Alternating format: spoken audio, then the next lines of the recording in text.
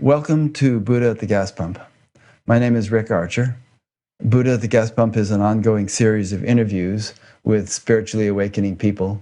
I've done over 500 of them now, and if this is new to you and you'd like to watch some previous ones, please go to batgap.com, B-A-T-G-A-P, and check out the past interviews menu, where you'll find all the previous ones organized in several different ways.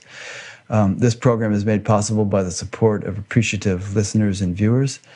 So if you appreciate it and would like to help support it in any amount, there's a PayPal button on every page of the site. And there's also a donation page which explains other ways to support it if PayPal is not your thing. My guest today is Sheikh Burhanuddin Herman.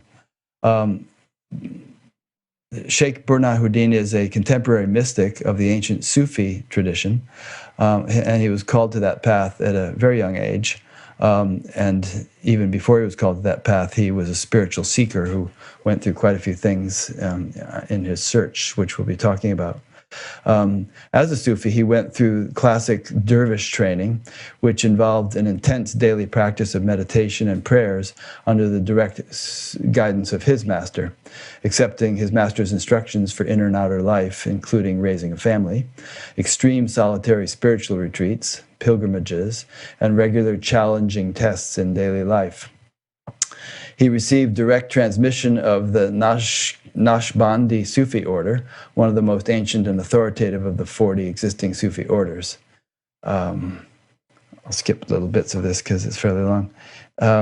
When Sheikh Burhanuddin was 18 years old, he invited to his hometown in Germany the Grand Master and World Guide of the Naqshbandi order. Sheikh, would you please pronounce his name? You'll do it properly. His name is Maulana Sheikh Nazim Haqqani. Thank you. And when you saw your master for the first time, you fainted in the middle of the street. Right. That's right. Interesting. Maybe rather than reading this, I'll switch to you right now.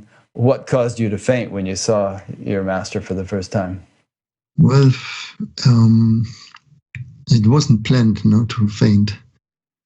So I was just walking towards him, and I just noticed a light going intense and more intense.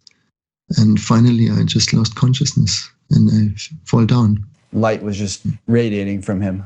Yes, yes. Had you ever seen light radiating from anybody before? Not like him. Not like that? No. I have seen Krishnamurti like a half a year before him, and he also had a very, very strong presence. He's definitely one of the people I met that had the strongest presence. But the light he had was just extraordinary. Yeah. Do you see light now when you encounter, let's say, a highly evolved soul? Can you see light radiating from them? Yes, usually. Just because these questions are coming to mind, as you walk down the street, let's say, or go to the grocery store, do you get impressions from the different people you encounter of their degree of spiritual development?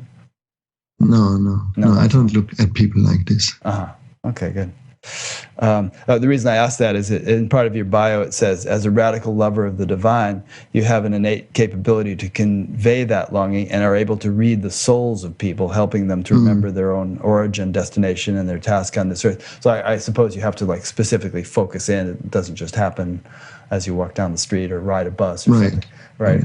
Okay, good. Yeah. Okay, this is nice. I think I'll continue reading some of this. As an appointed sheikh, or sheikh means spiritual guide, right? You were trained to develop an eye to detect the expressions of beauty in life, whatever shape they may take. You were taught that in order to become human beings, we are called to practice love and respect toward the Creator through the creation and His creatures. You were taught gratitude for everything that you had and that you did not have. Your teacher replaced in you the feeling of the need to strive in life with an unshakable, joyful faith that everything, good or bad, is coming from the same loving source, and that it carries a message and a teaching for our evolution. Your teacher finally provided you with the means and drive to present a life-changing self-realization method called the Uwesi system, and we'll be talking about that a little bit later, in a modern and universal key, beyond any belief or requirements. And for 30 years, you've been leading retreats and meetings all over the world, teaching that system and helping people awaken to the real meaning and purpose of their lives, and to remind them of their highest origin and destination, and to help them to live a life of the heart in peace, happiness, creativity, and gratitude, whatever their circumstances may be. So I ended up reading most of that anyway, but it's very nice. One thing I really like about, I'm not by any means an expert in Sufism. I've interviewed Llewellyn Vaughan-Lee and Kabir Helminski. I think that's pretty much, and also Andrew Harvey. That's pretty much the extent of the Sufi interviews on Bat Gap. But one thing that always comes across, which I really, really appreciate, is the heart. Couple of things. One is the heart value. Lots of expression of love, which you don't always hear, in spiritual circles. Sometimes they tend to be kind of dry. And also a lot of talk of God, which you often also don't hear. Sometimes it's just sort of, there's just not much appreciation for the divine as such. Lacking heart. Yeah, there's some lack of heart, maybe. Maybe you could comment on that. Well, God is, and He is in a way so absolutely present in our life and in our existence that if you will experience it one day, it will be a shock for you to understand how much He's in control over everything, that He is behind every thought, that He is behind every movement, that He is behind everything which happens, seen and unseen.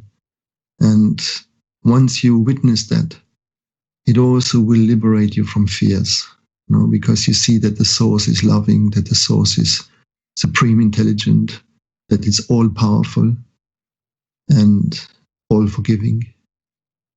And Yeah, you encouraged me to read a book called Love is the Wine. And here's a quote that I found in that speaks to what you just said. God says, "I am closer to you than your jugular vein."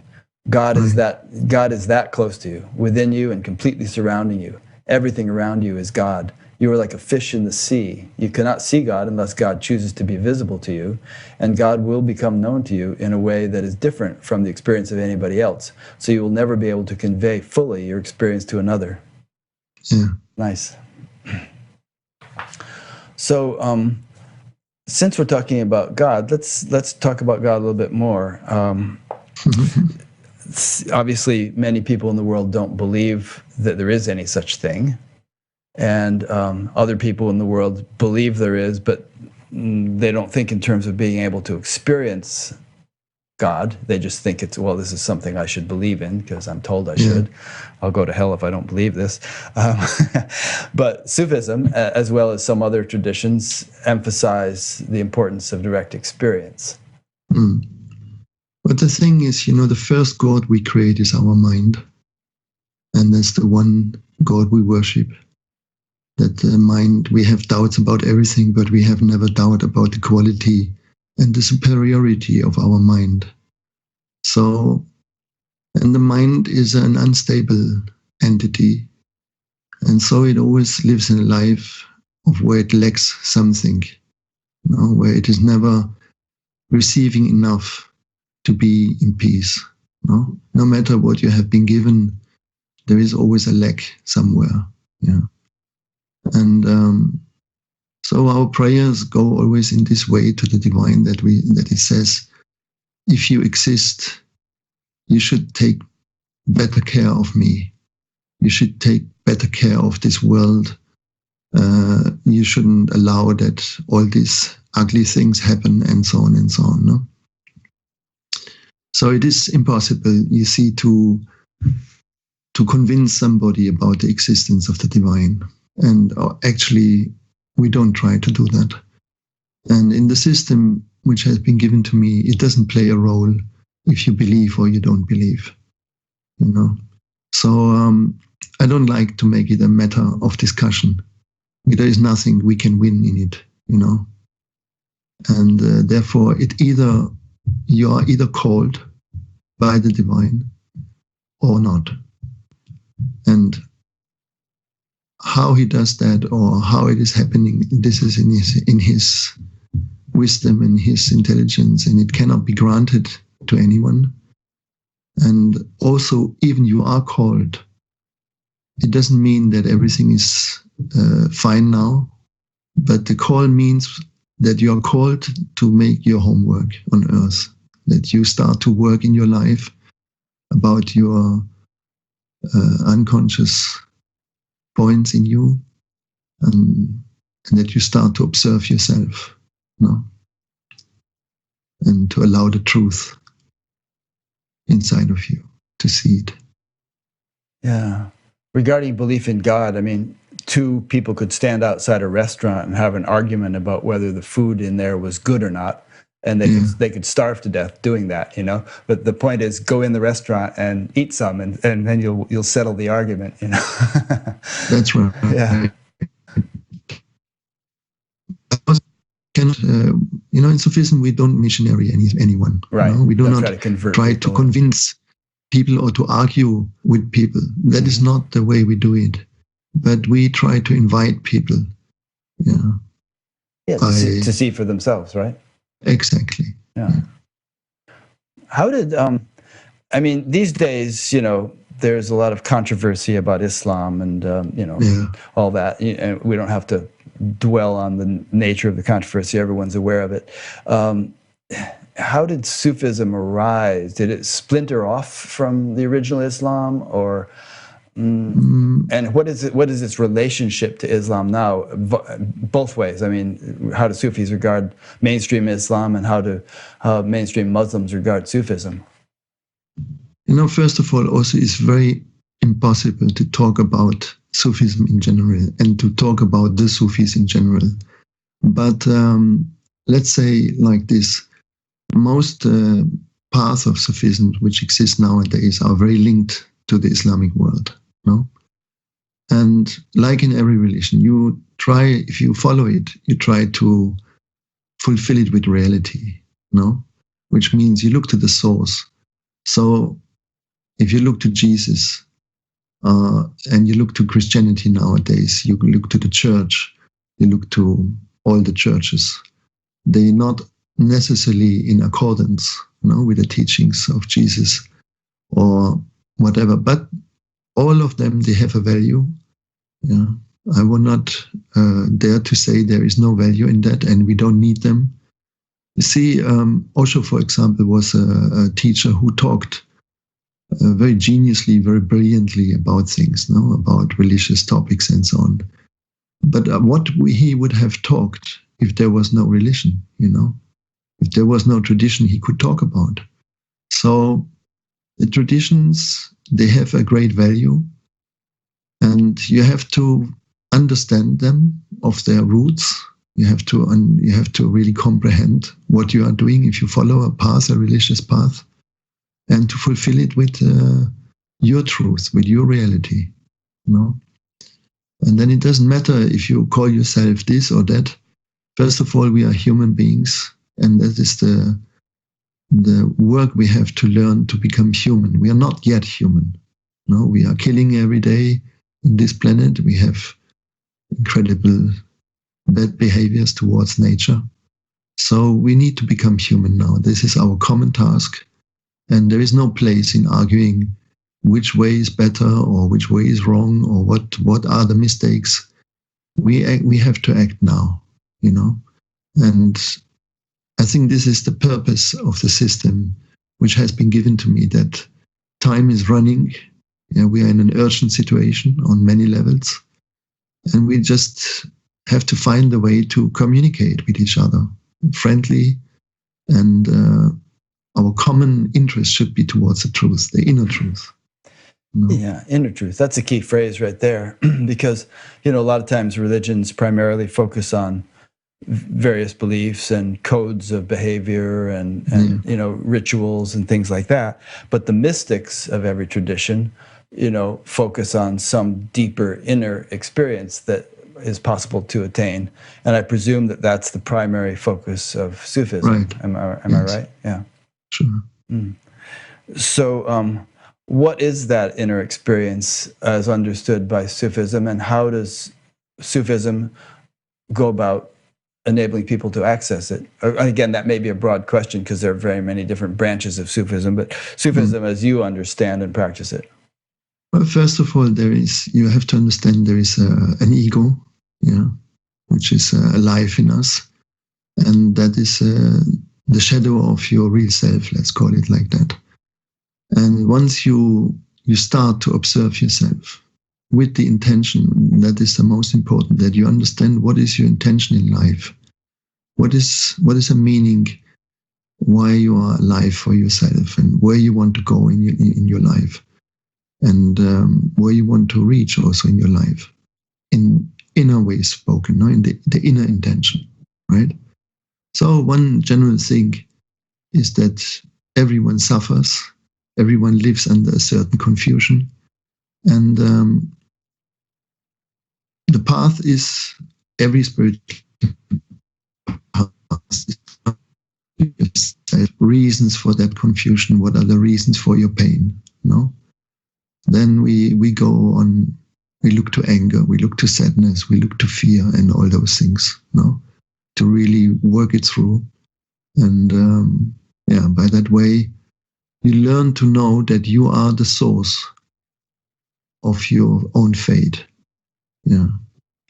Like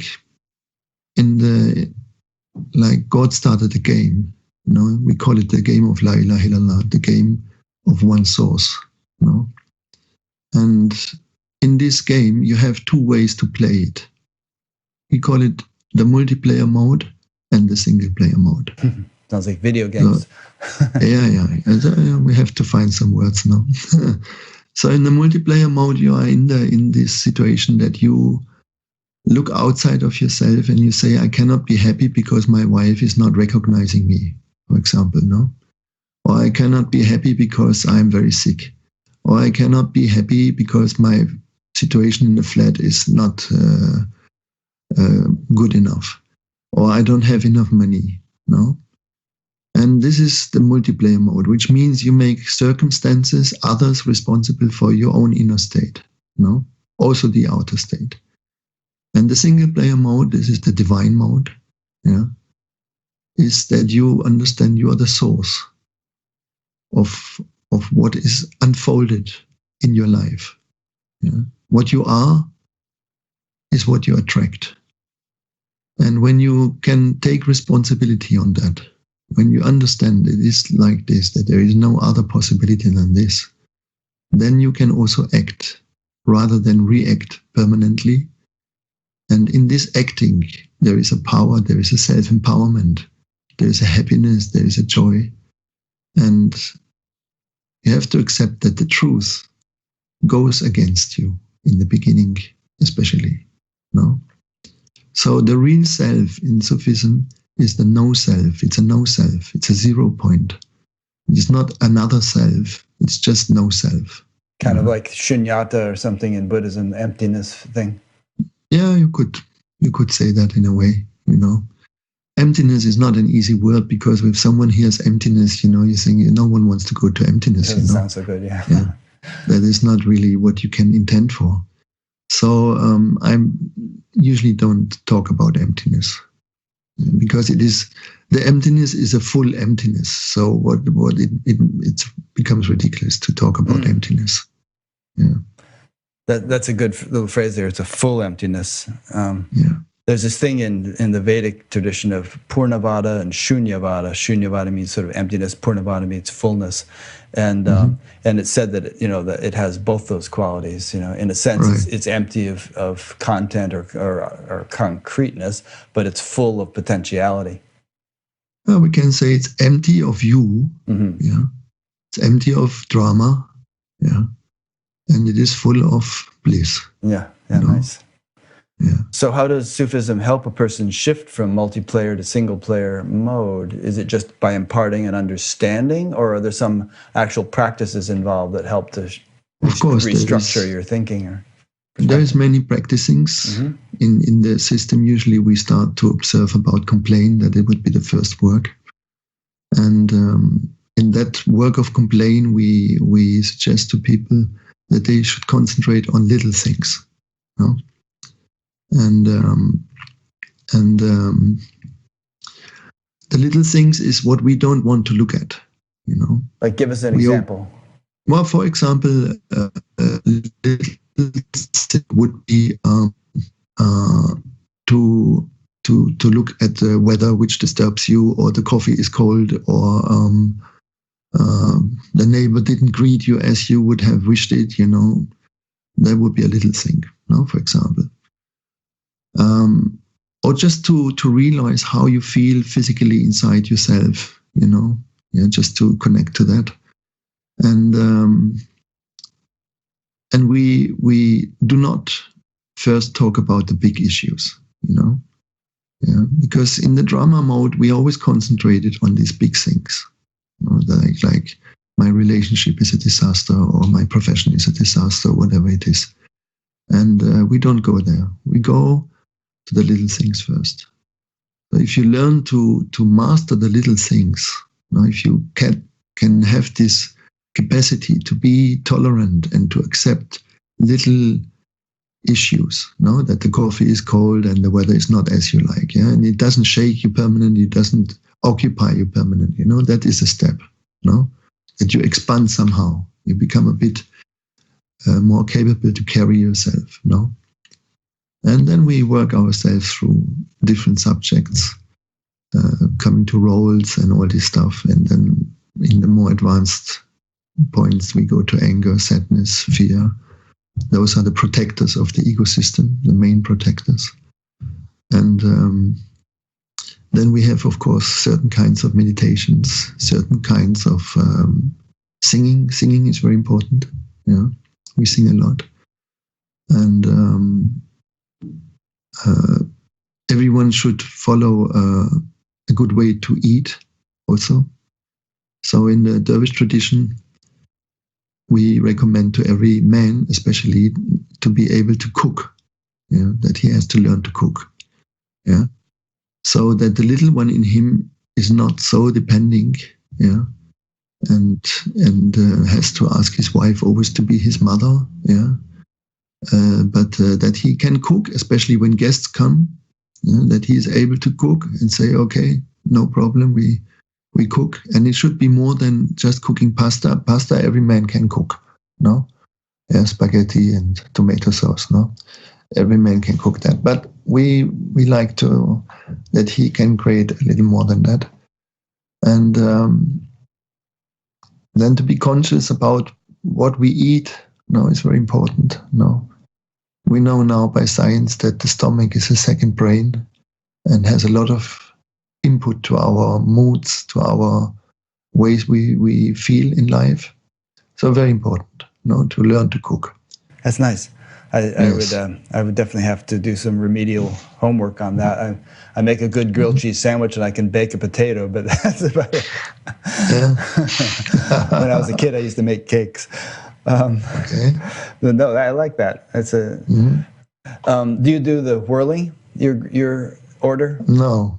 In my order, we don't do the whirling. Even so, there are some whirlers, but it's not actually what we teach. Okay. Yeah. One thing I read an article that a friend sent me, and there was a quote from it that jumped out at me. It said, "Some spiritual paths are very focused on the mind, with practices aimed to clear the mental state, tame thoughts, and attain a calm equilibrium. These cooling meditative practices bring equanimity, tranquility, and clarity of mind. The mystical practices of Sufism are hot practices in that they are working with the heart and igniting the fervor of passionate, wild love." What do you have to say about that quote? We can say that the center of our life energy is not in our head, no? And you feel that when you have a headache, for example, you don't call the ambulance and say, I'm really in life danger, But if you have a heart problem, if you have pain very strong in the heart, you call the ambulance because you understand that your life power is there.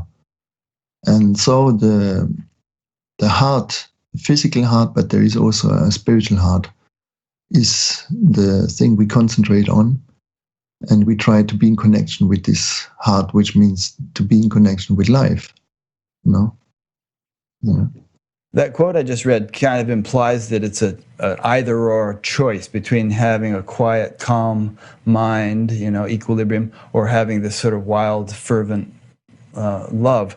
But don't you think that one can have both? That one can have a sort of a deep, peaceful mind and at the same time rise up in great waves of devotion? Of course, there is no conflict between mind and heart. No. So we have to understand how we bring the energies in the right position. Mostly people, as we said before, worship their mind. Yeah. And it is the only thing which they feel secure about. Yeah. That their mind is everything they have at the end of the day. And so it's very difficult to let go this mind and to understand that actually the reason of all trouble is in the mind, where else it should be, So of course we have to work with the mind, and we have to find a way that you understand, for example, not to think or to think less is just an intention. It is not something which rains down from heaven, But of course, if your center is the mind, it feels like you die when you intend to stop thinking. So it takes training to do that. It takes training to let the mind calm down and to understand that you can be happy. Because the ego is a pain system. It's a pain body. It needs pain to survive. So we create permanently structures and sentences in ourselves which make sure that we always have enough pain.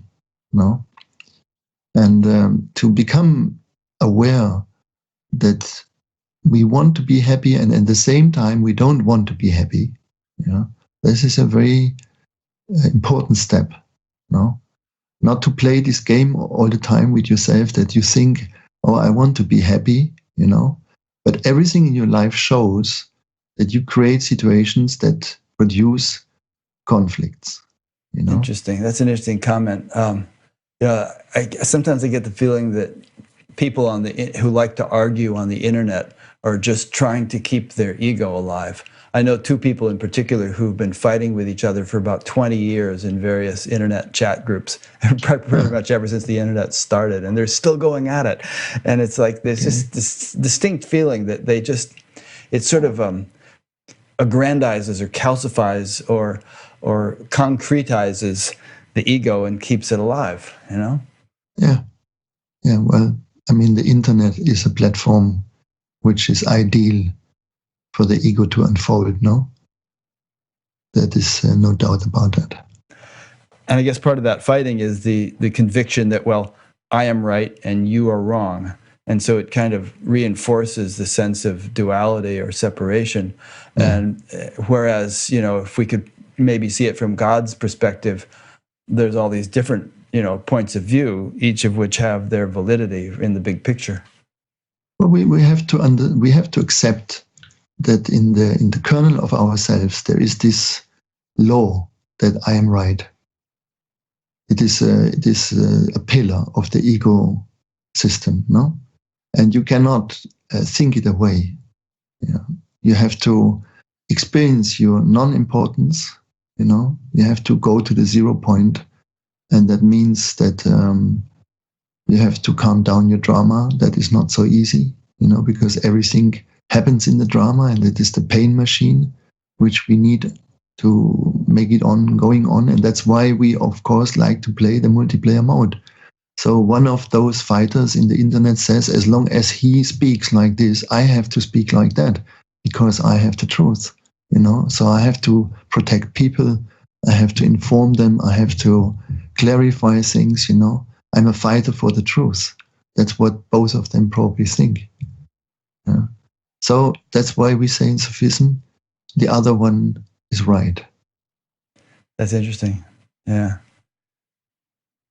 Yeah, there's a line from Bob Dylan from one of his songs. He said, you're right from your side and I'm right from mine.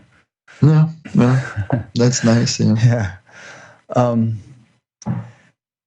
I heard you say in one interview that Sufism regards difficulties and traumas in life as growth opportunities. Like these things aren't just happening because God doesn't exist or because God is mean or anything like that. Right. They're happening because, well, like to take a metaphor, let's say the mother is scrubbing dirt from behind the child's ear and the child hates it and he's screaming and it thinks the mother is punishing him, but really the mother is doing something to help him. Right. No, all the divine invitations are usually through trouble. Trouble brings us down. It makes us humble. Yeah, if we become sick, for example, it gives us a kind of humbleness. And if the wife runs away with another one, that also humbles us down, you know. And it is important that we understand that nothing, that existence never is against you, you know. This is a very, very, very big point to understand. But we are against existence. So what we do with life is that we separate our life from us. We say, I am very high developed already, you know, I'm quite close to the enlightenment, you know. But my life, this is something else, you know. My life that has some difficulties and this and that, you know, and we separate it. But that is one thing you have to stop. Your life is what you are, yeah, in every aspect. So what is fine in your life, that's something you have worked about it. And what is not fine in your life, that's something you need to work about it. So life is a master, no? And one of many, yeah. But this is one big one. Of course, even enlightened people can appear to have difficulties, like Ramana Maharshi got cancer, for instance. But when you see the way he handled it, you know, I mean, his disciples saw him suffering apparently, but he would say, you know, I'm not suffering. How could I possibly suffer? You know? Yeah, that is a point. That you can have a perfect situation outside spoken, and you are depressed. And you can have a very difficult situation and you are happy, because it is not the situation which makes it. It is your beingness which gives you the joy or not. It's not from the outside to the inside, it's from the inside towards the outside. And the body is something we have to accept, that it falls apart in time. We cannot prevent that. And people like Ramana, of course, they were very special ones. And it's difficult to speak about them, how they were and why did he has a cancer, you know, and he was so advanced. You know, I don't like this kind of talking because it is not appropriate. Well, everybody dies from something, you know. Yeah, everybody dies from something. History of humanity, every saint that ever walked the earth died from something. But in our new world, it is always like this, that when someone has cancer, it means he oppresses something or he has some kind of hidden issues, you know. This psychology of the origin of sicknesses, no? And I find it very respectless to say that to somebody, you know. It can even be cruel. It can be cruel, and also it's not appropriate. It's not our business. At least it is not my business. So that's a good point. And even if karma has something to do with it, I mean, who can calculate karma? You know, who can work out all the details of why something might happen to somebody? It's really not in our human intellect's capability. Yeah, in Sufism we don't go about karma because it's enough to be in the now, you know, it's enough to look in this life. For a good reason, people cannot remember what has happened before this life, right? And those who can or think they can, maybe they also wouldn't really die for that, you know. So a few people, if it is like this, it can be. But you see, if you don't believe in reincarnation, yeah, you have an advantage. Because simply, if another life happens to you, you did your best in this one life, you know. And if it doesn't happen, you also didn't lose anything. So the more intelligent position is to let those things out, you know. In other words, to just sort of not not reach firm conclusions about it, but just leave it as an open hypothesis kind of thing. Yeah. They rather complicate your life, And most people I know, they have been always something very important in their past lives. Right. Yes. And now they are just ordinary people, So there is no need for that. No? Yeah. Mm-hmm. So you're saying that Sufism doesn't have any. What is Sufism's perspective on either reincarnation or what happens to people after they die, or what happen where they were before they were born? Is there any kind of philosophy about all that? Well, life has no end. The life which is given to us has no end. Yeah, we're an infinite soul. We have life. We have been given life as an infinite soul. No, so we have been given an eternal life, and but a very temporary body. With a very temporary body. And if that body comes back, if you come back on Earth again in this world, in this dimension, or not, that is not really important. You will stay alive, and there will be always a time for you, and there will be always a space for you. And then, according to your own development, you come closer and closer to the divine presence again. And one day you dissolve back to the origin, And so you'll then cease to exist as an individual because the drop will merge with the ocean? Is that the idea? No. There is a point where you give up individuality. Yes. Because individuality is an illusionary state, It doesn't really exist. There is, of course, we talk now very high level, So usually those things, we do not talk in public. Yeah, because it is not for everyone. We concentrate on the person who is in front of us, and all those higher things, we keep them private.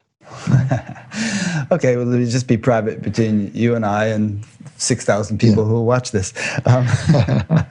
Because I was thinking of asking you about, we were talking about Ramana and all that. I was thinking of asking you what the Sufi understanding is of higher states of consciousness or enlightenment and things like that.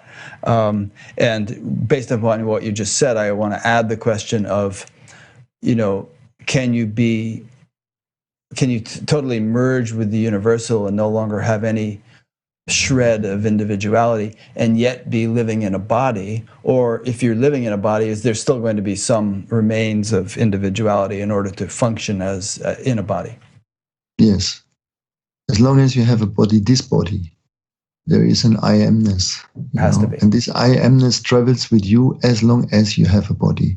That can be at the end even a light body, whatever it is. But this I amness is with you, Right. If you hit your thumb with a hammer, you're going to know it. There's a person there that feels it. For example. Right.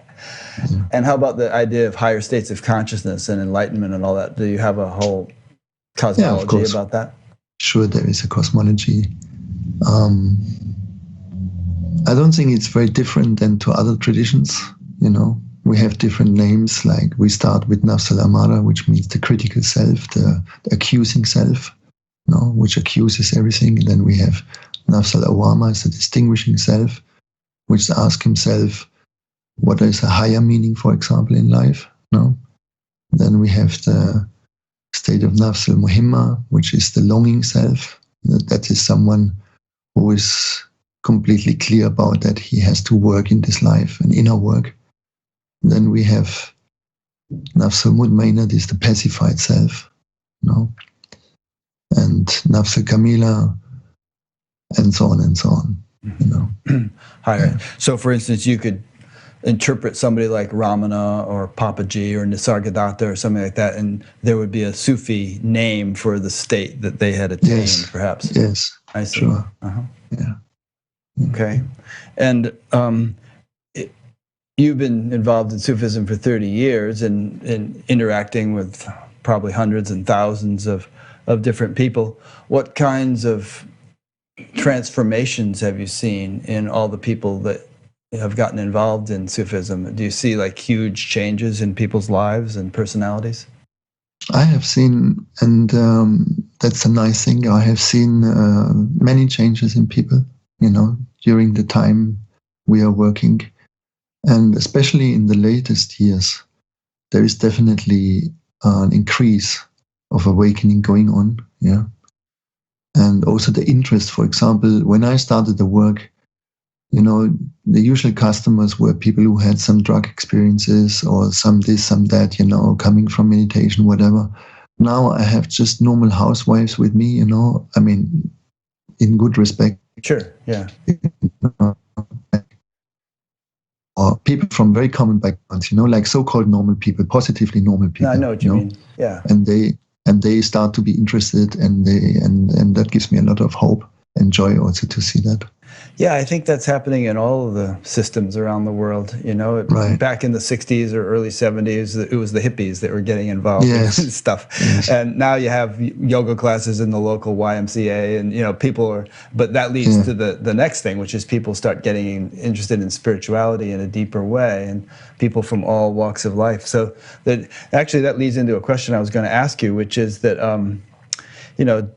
do you personally, or Sufism in general, have a view about the spiritual evolution of humanity and the expansion of collective consciousness? Do you see the world kind of waking up in a larger way? Well, we have to see that. No, it is like a race. Yeah. In our tradition, we know that there had been humanities before us on this planet, and they all failed. Yeah. And now it looks like that we are also on the way to fail. Very easily, possibly could, yeah. But if we don't wake up radically or with our behavior towards nature, I mean, there is no doubt about that we're gonna go in a very bad time. But everything can happen, Rick. Everything can happen, and if you have seen the divine power, you have no doubts that everything can happen.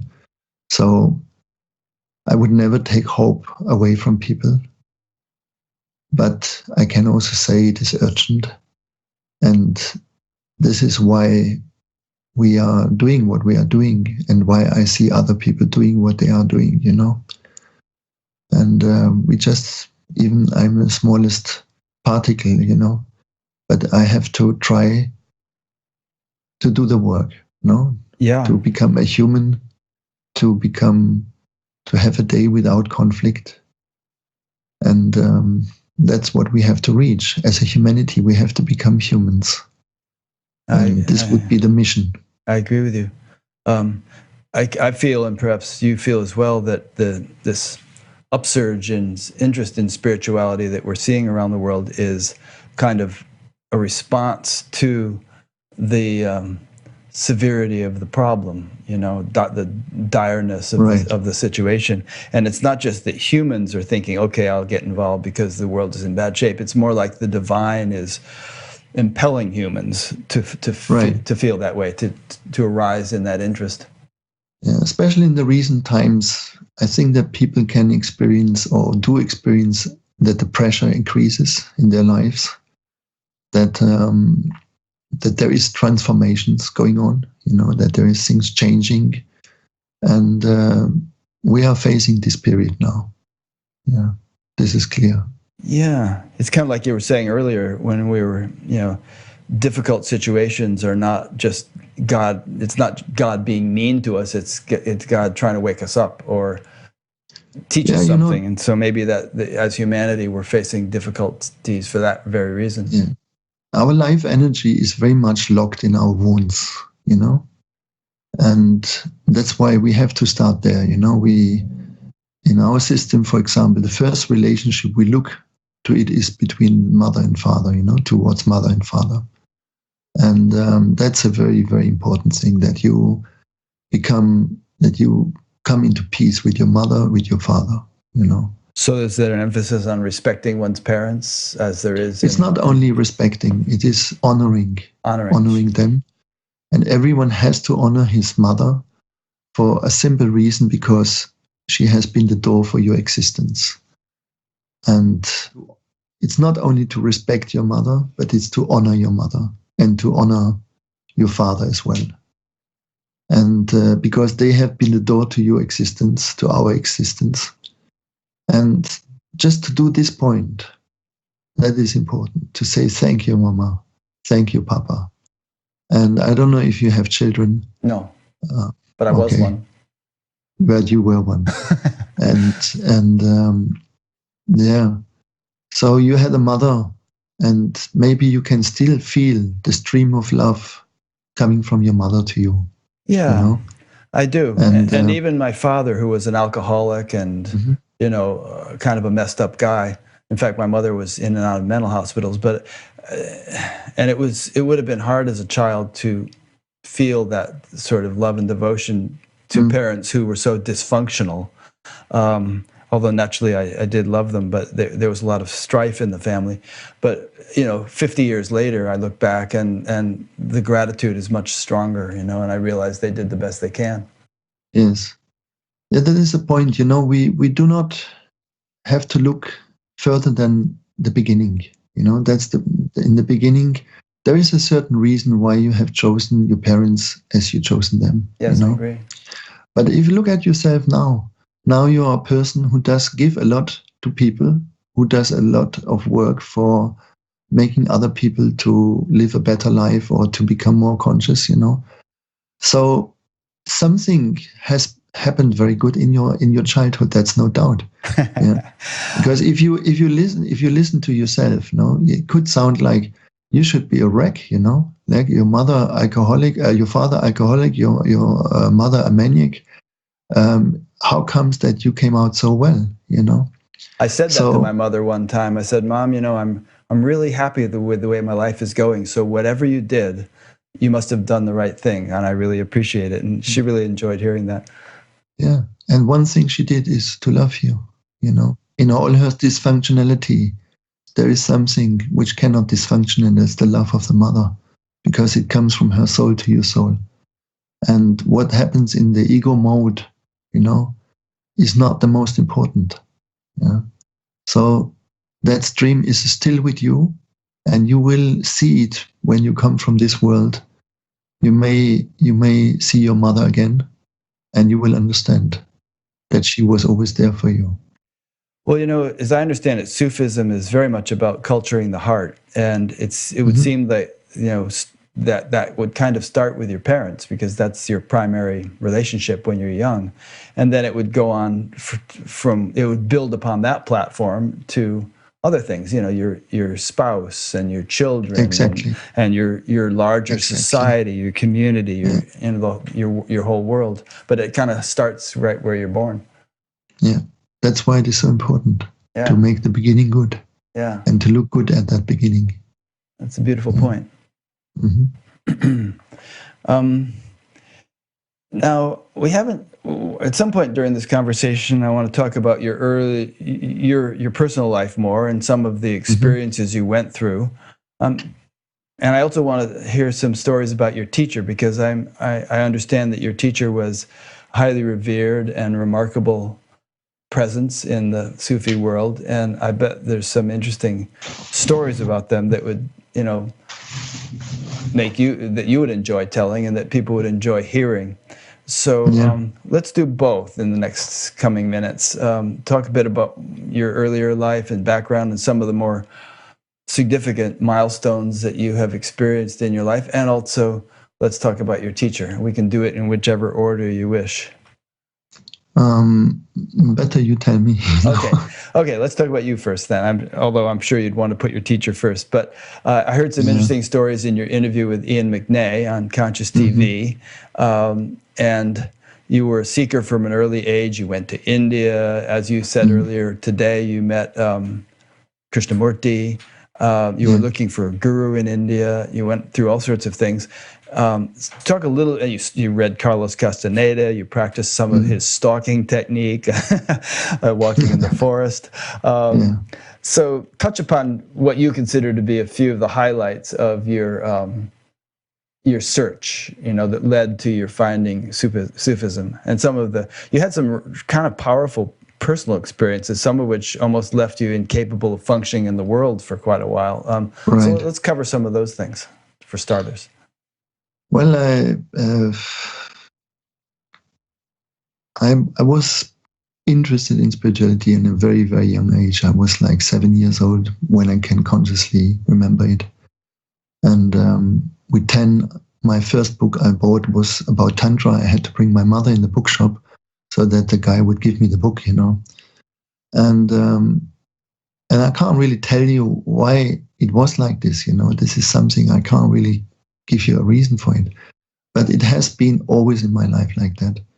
And I started to practice yoga with 10. I got a book and I tried to imitate the things, as best I could. And I also forced my mother to do the yoga with me in the morning, but she stopped it after she fell asleep and missed the work once. So she gave it up. And I spent most of my days in the forest. Usually this was my daily life. I was, after school, the first thing I would do to go to the forest and spend my day in the forest. And in the more growing elder, I stayed also overnight very often in the forest. And this was my home, I can say. And I became interested in Buddhism on a certain point. Also, can't really tell you why, but it was like somehow coming to me. And I entered in the school of the Karmapa, the old Karmapa now. Oh yeah, Tibetan Buddhism? Yes, Tibetan Buddhism was. Mm-hmm. Even so, I was more attracted by Zen Buddhism, but somehow it went in this direction.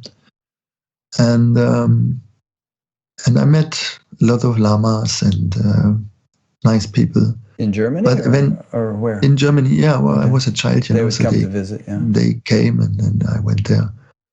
And but somehow I never felt really home there. There was always a point missing.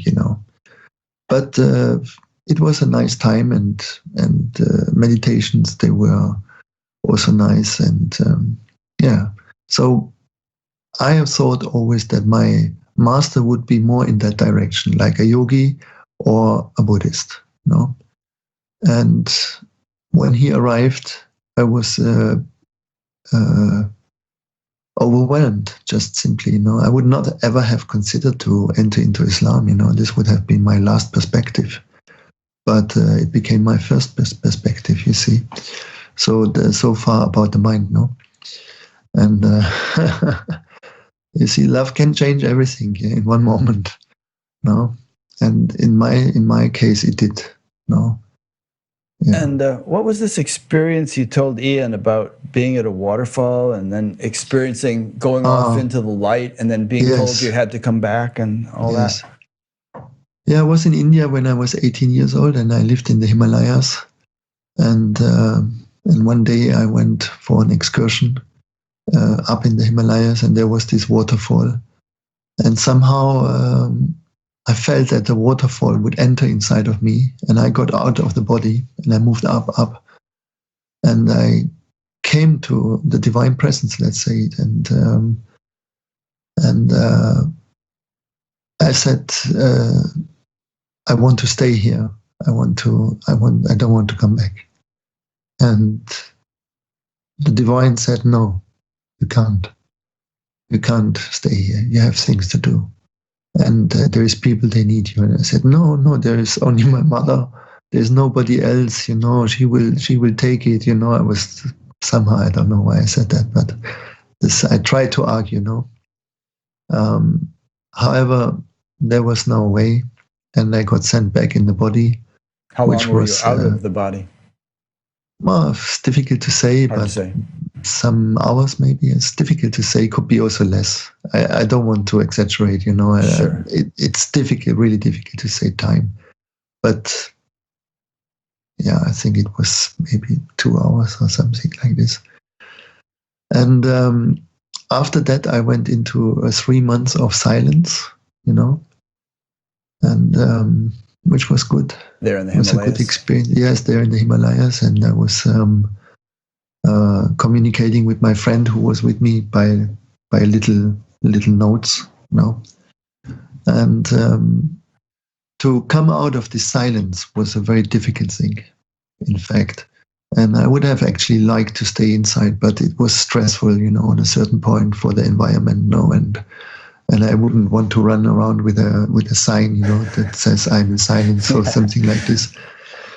And I understood that is there is also an ego part in it, you know.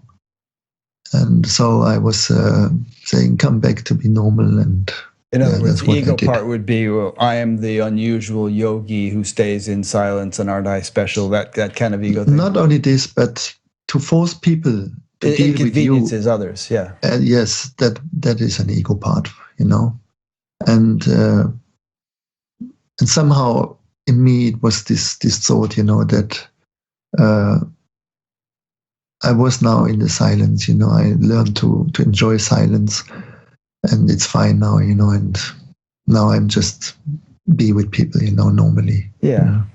And I'm sure you realize now that silence can be there even if you're speaking and doing things. And there's underlying deep silence. Yeah. Yes. And then you also said something to Ian about being in some really profound state for about 3 years, where people practically had to take care of you. Yes. What was that, and what shifted you into that state? Well, actually it happened through a healer whom I came in contact with. He's a very controversial healer. His name is Stephen that Turoff. Story. He was the guy that like cut your mother open. And, right. God, what a crazy story. Not only my mother open, but he's a guy who cuts people open, you know, in general. You know, maybe Juan de Dios, he does that also. Yeah. He's one of the most famous. Now he's in prison. He's in big trouble now, yeah. He is in big trouble. He had been in big trouble before, and somehow he looks like he couldn't learn. So now he repeated the trouble. But no doubt about that, he has a great energy and that he is a great healer. But on the personal level, it's also obvious that he has to have a work, you know. That happens often with healers. Yeah, that is a strange thing, but it's like this. And well, in my case, Stephen Turoff was touching me very strong, you know, and somehow I went out of myself, I can say, and it was such a pleasant state that I stayed inside, and I could stay inside. But it was difficult to communicate, very difficult. Also, I could hear people's thoughts, and I could hear everything they say, and I could also understand. But the world I lived was not the same world they lived. So things appeared very different to me. They appeared very different to me. And communication was not so easy. And for example, the relationship to my body was also difficult. I was in a state where I didn't really know, is it cold, is it warm? Even to go to the bathroom was not always clear. So I was somehow too out, you know, like and the body was left, you know, where it was. So I sit hours and hours on the sofa at home, you know, and my wife was very worried, of course. Many people were worried. Also, they also could feel it is not a terrible thing happening. It's not crazy, you know. It's not for the mental house, no. No one actually said, look, we have to take you to the mental house, you know. But I needed help. I needed help in the outside. And finally, one called my master and said, look, Burhanuddin is like this. And he said, I have to come, no. So I went there with some others. They brought me there, basically. And this was a very strong period, and also a very comforting period, because I could understand that he sees me and understands me completely, that he's in the same world I am. And it was, and it was one of the most beautiful periods I had with him. So the first thing he said, I'm not going to keep you in the dargah, in the center. So he put me in a house on the edge of the village. Also, for one reason, is that I didn't sleep in this period at all. I had, no, not at all. For 3 years. Not for 3 years, but for half a year minimum, I didn't sleep. Let me interject a little question there. So when you say you didn't sleep, was your body lying down and apparently asleep, but you were awake inside, or did you not even lie down to rest? I had some resting time, usually like 1 to 2 hours, but not more than that. And even then, you stayed awake or aware? Yes. Okay. Yeah, because I was all the time looking into the light, and if you look into the light, you just cannot sleep. At least me. Now there is a thing where they say that you go through the normal cycle of waking, dreaming, and sleeping, but the inner awareness or the turiya, the fourth state, remains awake. So there's what they call witnessing sleep. Is that what was happening, or did you actually not enter into the sleep state in any way? No, I didn't enter into a sleep state. Interesting. Wow. Yeah. And so let's just recap this a little bit. So you met with this very unusual healer guy who actually cut people open with a knife. Right. And there's a whole story around that. I don't know if we want to take the time to go into it, but he cut you open and actually reached his hand inside your body and apparently held your heart in his hand, which seems very hard to believe. But I've seen things like that in the Philippines and stuff, and then that just completely blew you into a different state of functioning. He took my heart and he teared something out from my heart. That was the main shocker actually, because I thought, what the heck, he can tear off my heart, Did you see him come out of your body with some physical piece of material? Or was it more of a subtle thing? It was more sudden, and he threw it away. Right. But he showed it to me in the bucket. Did you end up with a scar or something where he cut? Yes, you have a scar, yeah. And you have one even now, a scar there? No. Oh, it went away. No. Okay. No, it disappears usually after 3 days. Yeah. I mean, since we're talking about this, people are probably curious. What in the heck are we talking about? We might as well talk about it a little bit more. And your mother had uterine cancer, and he cut her abdomen open and put your prayer beads or something inside her uterus. Exactly. I mean, this sounds so outrageous, but I believe you. Yeah, well, that is. I don't think you would make this up. Like this, and I had a long prayer beads, very long, like 1,000 beads, no? Yeah. And he took all these beads into the womb of my mother, and then he threw it to me and he said, smell. And it was smelling like rose, and it kept on there for weeks and weeks. And she was cured of cancer? Yeah, she was cured. Yeah. Wow. Yeah. Amazing. And I mean, just for people listening to this who think we've kind of gone off the deep end all of a sudden, there are actually to make it to correct things. She didn't have cancer, but she had a hole in the heart, and the heart, whysoever he opened the belly, I cannot tell you. But he closed that hole in the heart. Yeah. Yeah. Yeah. Sometimes people have that, and they have to have surgery to repair it. Right. And, there's a hole between the ventricles or something. Yes. In the heart.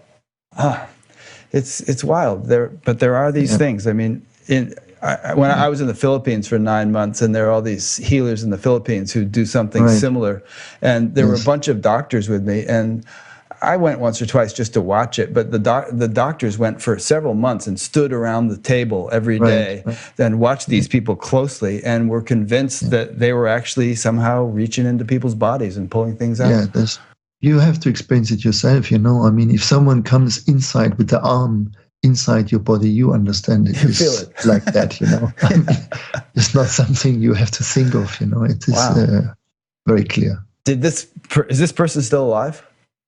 Yeah. Huh. Yeah, I think he's still alive, yeah. And do you regard him as a highly evolved person, or is this just some kind of weird psychic ability or something? No. He's definitely a very developed soul. Yeah. Yeah. And but in any case, it really threw you for a loop. It really shifted you in a big way. I mean, do you see that as one of the most dramatic awakenings of your life right there, where that happened?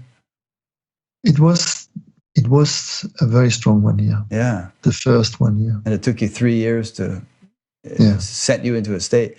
So what are some of the ways in which, how did your master bring you down or get you integrated? Well, by the help of my master, of course. Yeah, I mean, did he tell you to do physical labor or eat heavy food, or how did he get you grounded? No, well, first of all, he told me that I have to come back. and that he will do it with me, and he said that when I come back, you don't come back to your old self. He said that you fill it now with reality. You fill the path with reality. That's what he said. And and that's we try. Must have taken a while. Yeah, it takes a time, and the point is you never come back, so there is something which is always staying where it stays, Yeah, but you get used to functioning again in the real world. Probably you can drive a car and things like that. Yeah, I function more or less. You seem to be functioning okay right now. Yeah, you should ask my wife about that, Good point. Yeah, I mean, there is a thing here, I mean, which you see sometimes where people who have attained a high spiritual state have a hard time functioning in the world, and other people, like Ananda Moima, for instance, people had to feed her, or else Neem Karoli Baba, he would wander off into the forest if people didn't keep an eye on him. There's not quite so grounded in this world. Yes. Yeah. But I mean, as you say, the whole purpose of spirituality is not to become comatose or not to get into some dysfunctional state, but hopefully to integrate it so that we can function in the world and yet be, in a high state. Yeah. Yeah, you have to be useful for people. Yeah. And I presume your master was that way, right? And that's part of the reason Sufism recommends having a family, isn't it? To be more integrated and grounded in the real world. Yeah, you are in this world, but not from this world. That's what we say in Sufism. Sure, the Bible says that too, in this world, but not of it. Jesus said that, I believe. Right. Mm-hmm. Yeah. Okay. So, how about your teacher? We were going to have you tell us a bit more about him. It appears that he was a remarkable soul. And are there any interesting things that you would like to say about him that people would enjoy hearing? Well, he was a love master, and we say there is an unofficial championship of lovers in the year, every year. And the Olympics of lovers. Yeah, and he definitely was the champion over decades. Nice. Yes. Because his heart was just so expansive or great, or how did you know that? Ricky, to describe a master like this, we call them kings. There is in every time present 5 kings on earth. And Rumi said, if you haven't met one of them, you wasted your lifetime. And I was more than blessed to meet him. And it was very much like, you meet Jesus. Imagine, these fishermen, they just met Jesus. They had families at home. They were not social secured. And Jesus said, come. And they dropped everything and they came, And the same thing happened for us, those who were ready to follow. I mean, he took my life 180 degrees, in every direction. I never wanted to marry and I never wanted to be a father. And these 2 things were the first things he told me, So that was already strong. How many kids do you have now? 7. Wow. 7. Yeah. That's amazing. 6 daughters, 1 son. Amazing. What is their age range? My eldest now, she's 34, and my youngest, she's 20, I think, or 19. 20. I think she's going to be 20 now. Oh, that's great. Yeah. Congratulations. Thank you. Have you supported your family entirely through your teaching activities, or did you actually have some other sort of profession? No, basically like this. Teaching activities. Good. Have your children taken to Sufism? Well, some of them are closer, some are less, but all of them have been touched, of course, by it. Nice. It must have been a very nice family to grow up in. Yeah. Very spiritual family. Well, from a child perspective, it is not always so funny, to have a father who's never at home. That's true. You travel a lot. So this was not easy for them.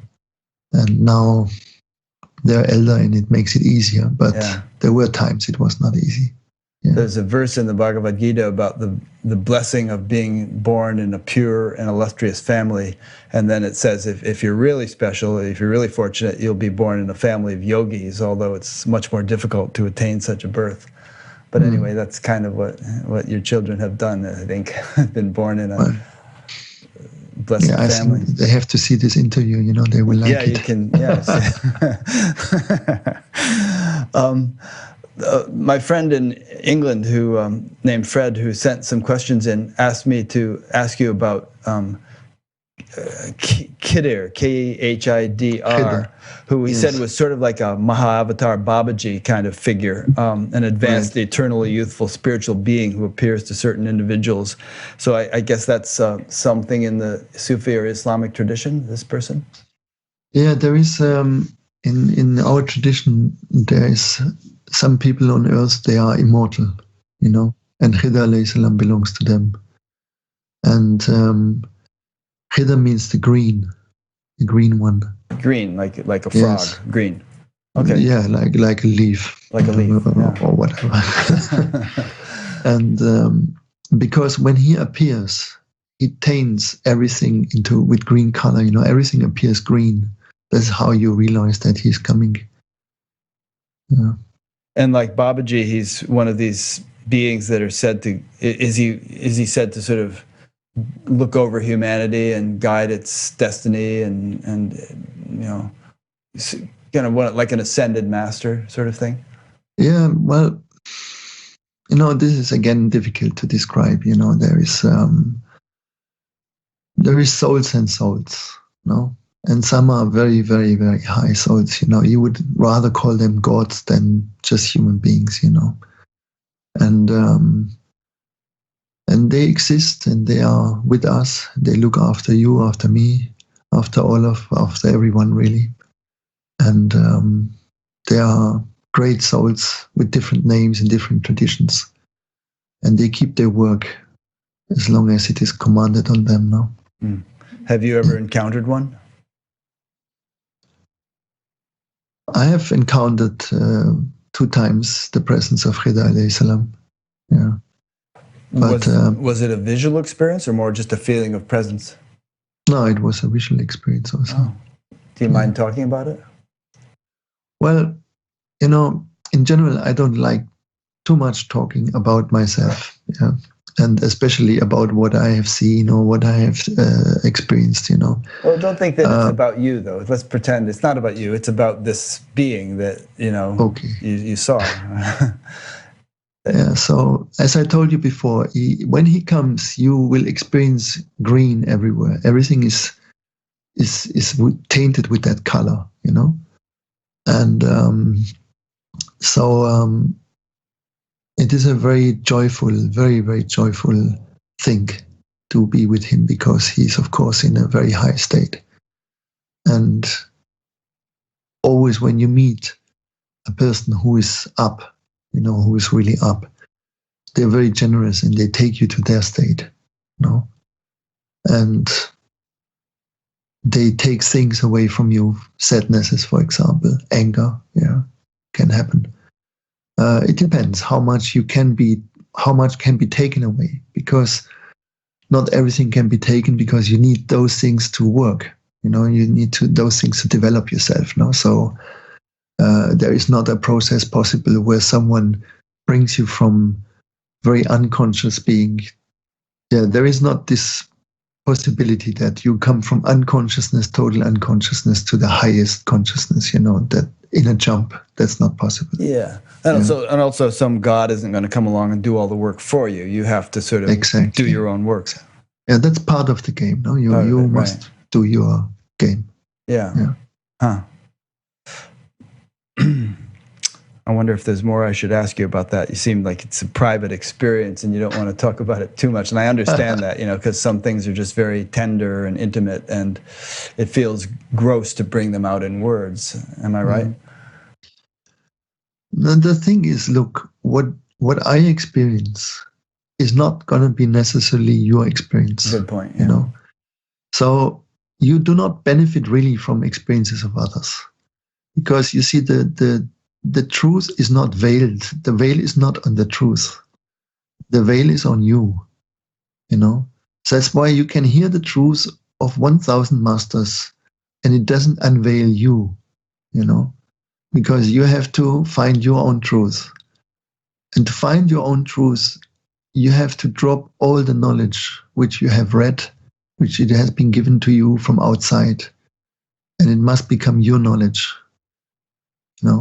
Only when you receive your knowledge directly, when it comes to you from up, from your soul to yourself, whatever, only then that knowledge will empower you and will give you really a real trust in it.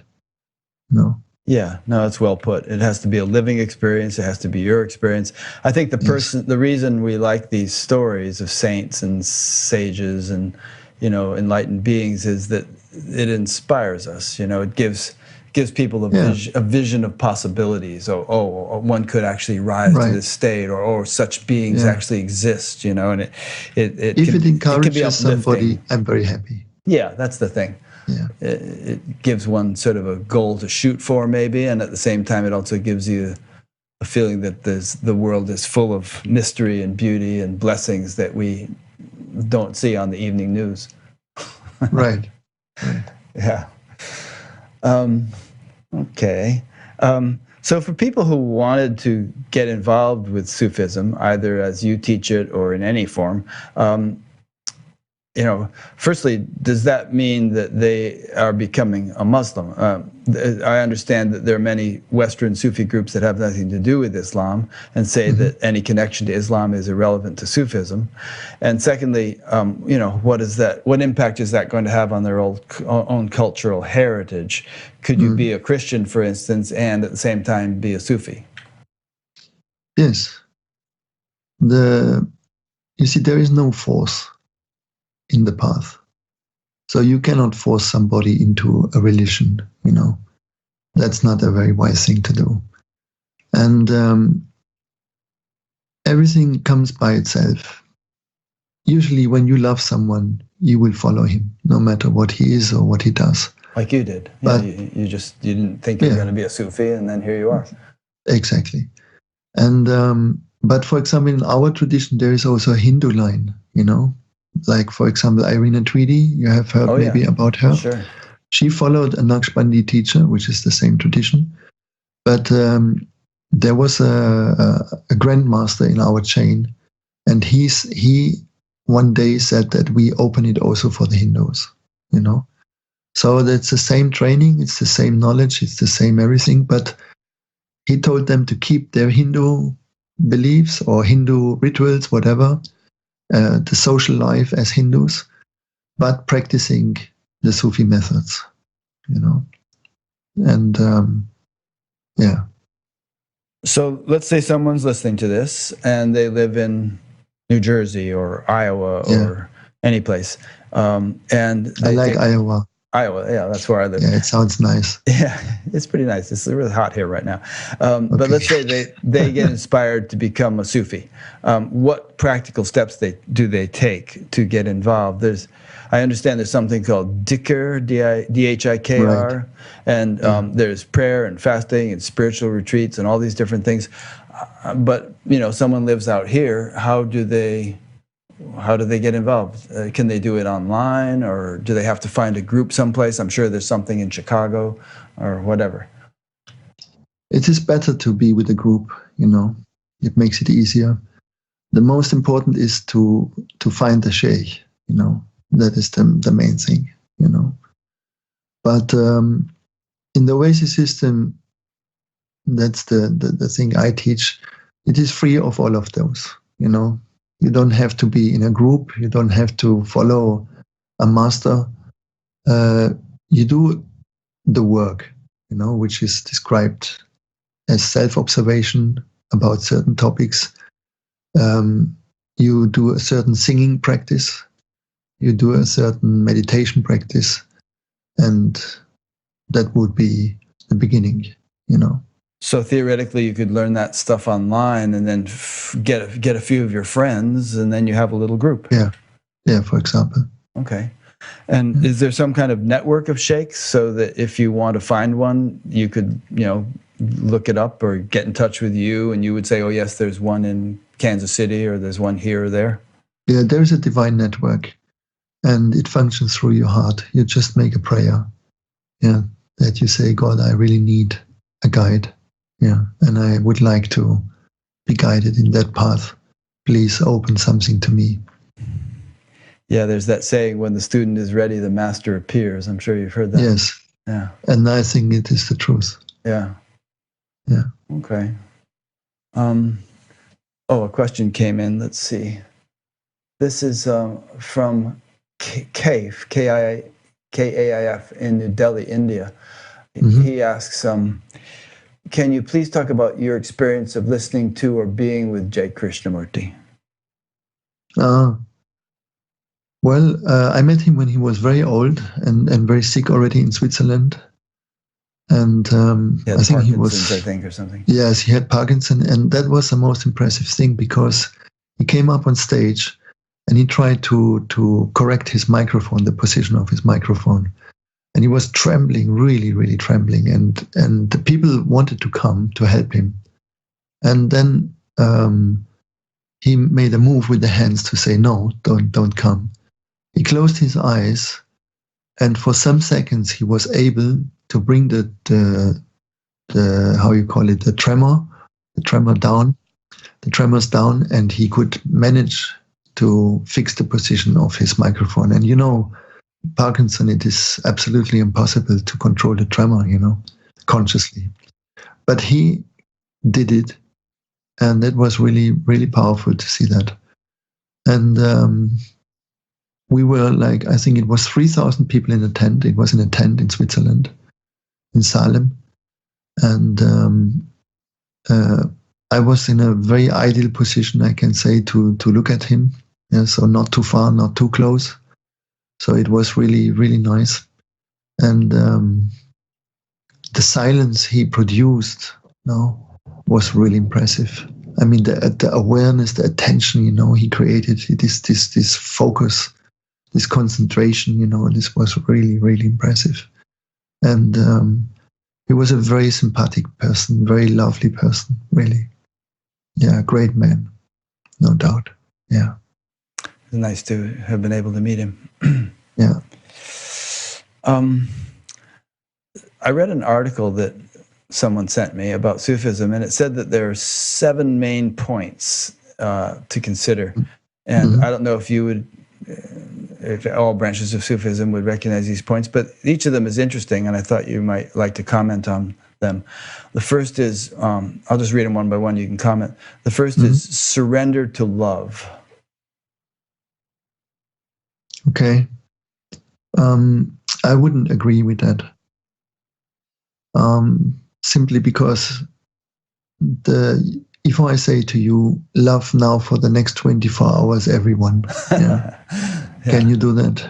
Not necessarily. Yeah. You cannot. No. Okay, but if I tell to you, do be true with everyone for the next 24 hours, you can do that. So the first thing is the truth. And then you become capable for love. The truth must come first. And truth has a sister, and that's called love. Yeah. That's nice.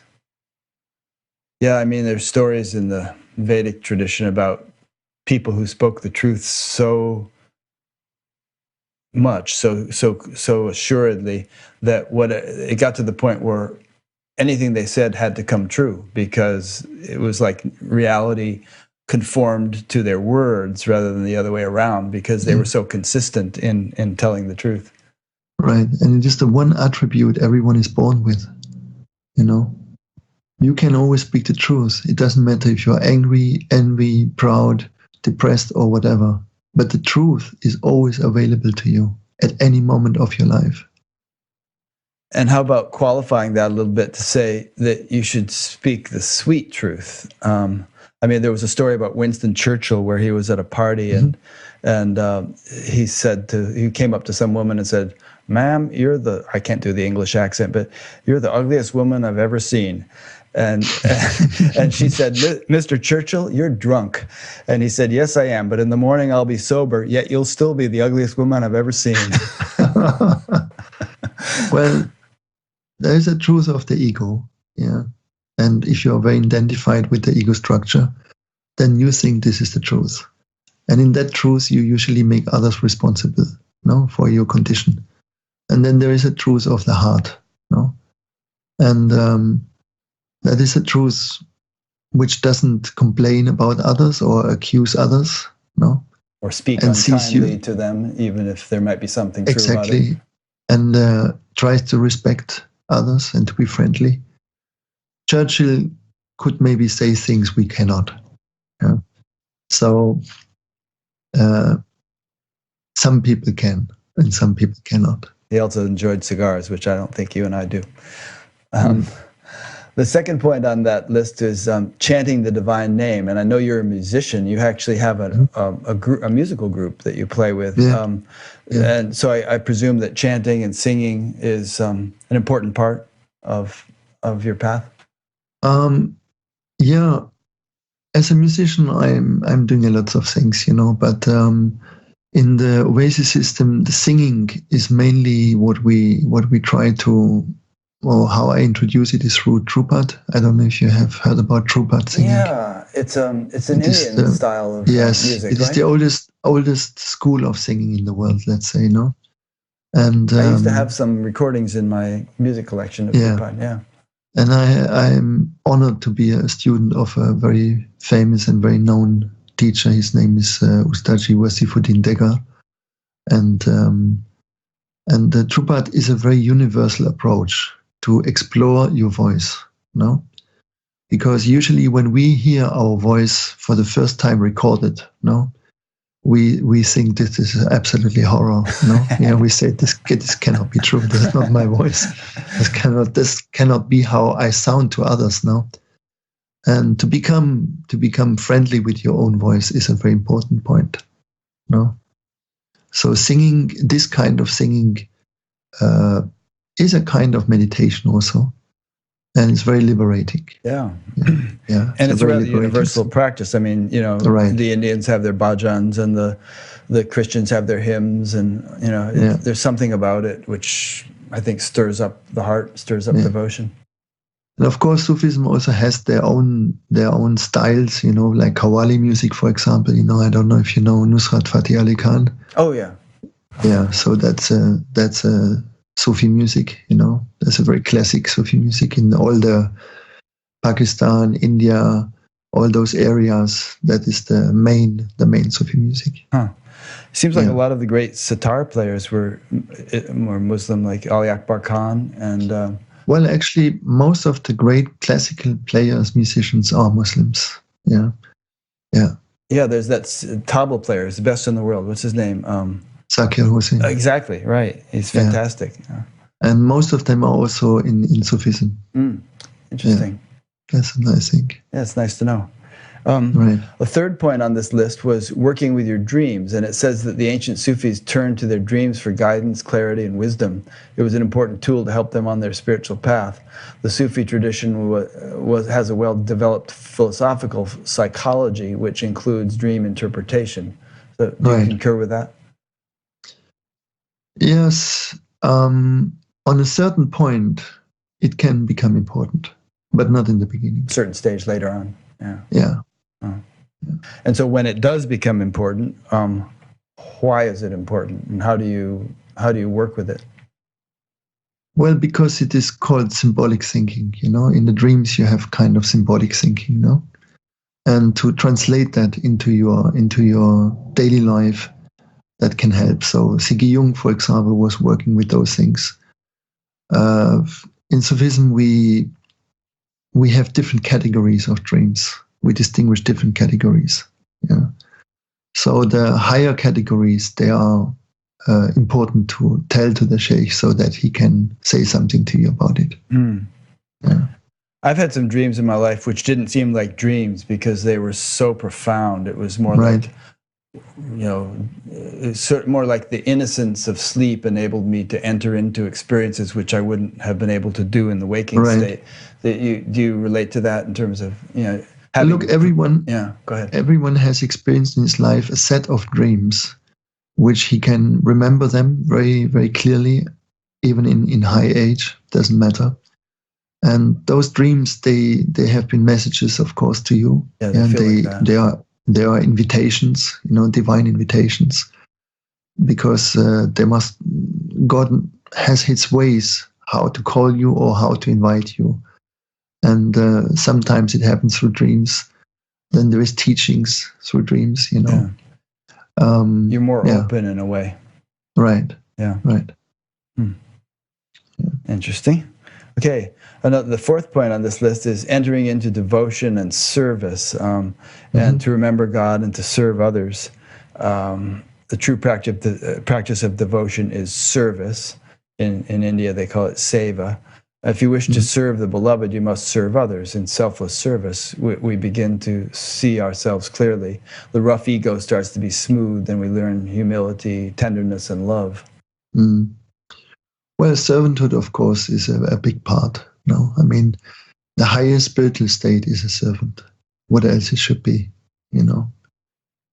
Do Sufis tend to get involved in service projects like feeding the poor or things like that? Yes, also. I mean, it is a usual thing that when you come to a Sufi place, the first thing is they give you food and they also give you a place to sleep usually. I mean, that's for certain. Yeah, there's that saying in India, the guest is God. You just... Yeah. And I would say that if you have ever been traveling in the Middle East or in Oriental countries, the hospitality is outstanding, It's true. Like in the Ottoman Empire, for example, if you had built a house, the first house you would build for your guests, and then you would build a house for yourself. Interesting. Yeah.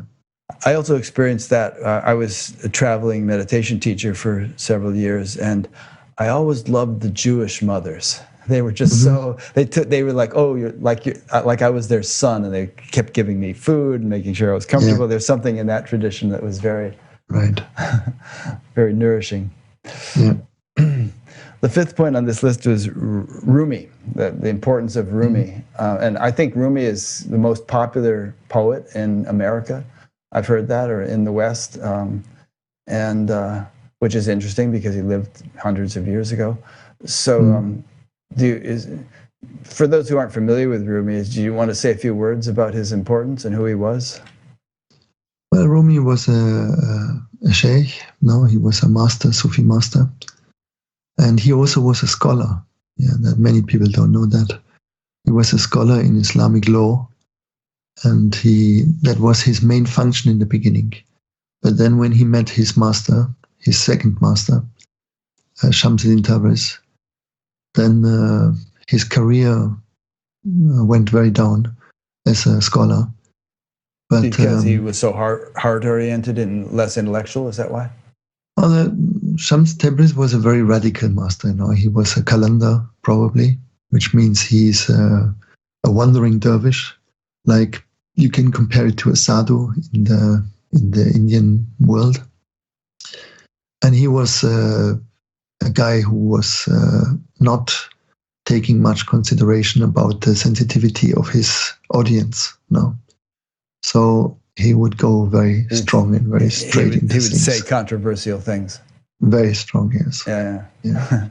So they asked Rumi to depart from him and not to associate with him. But Rumi, his answer was that he secluded himself 3 months in one room with Shams. And they stayed 3 months in one room together. Yeah.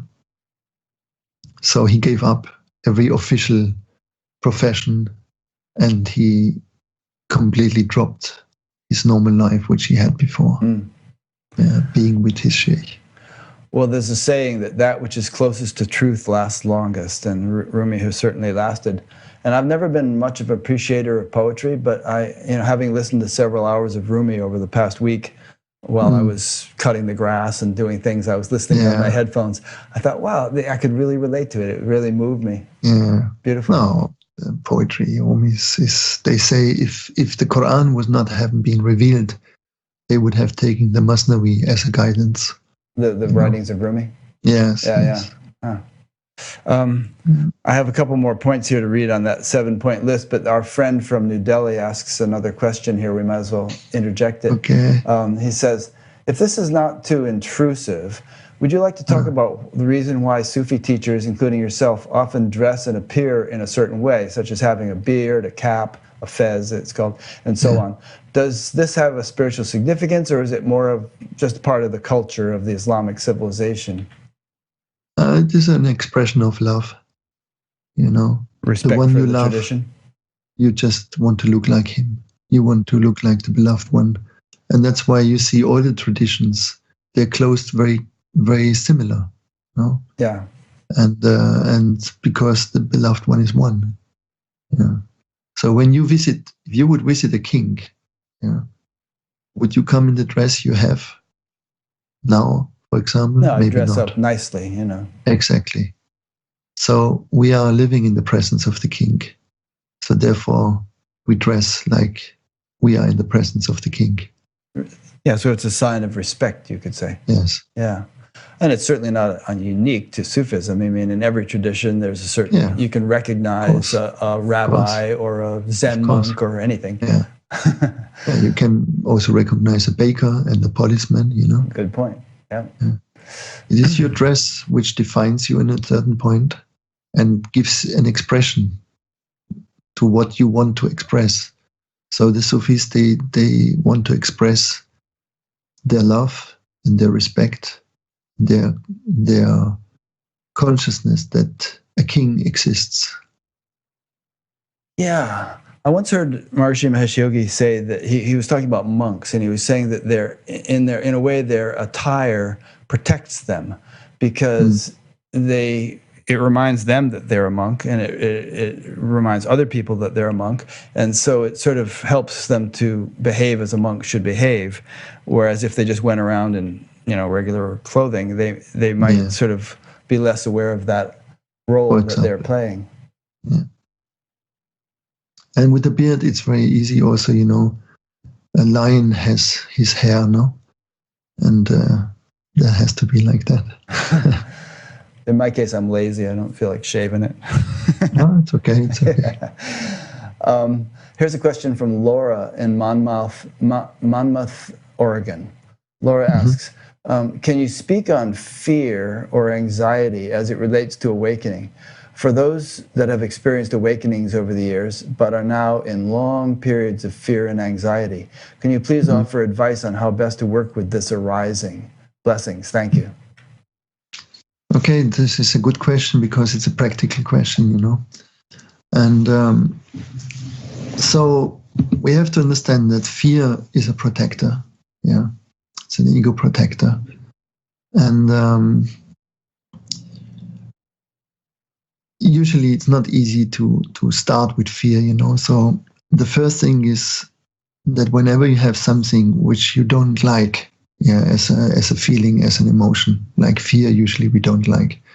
The first thing is that you learn to honor it, that you allow it to be your guest, and that it can be there rather than fighting it.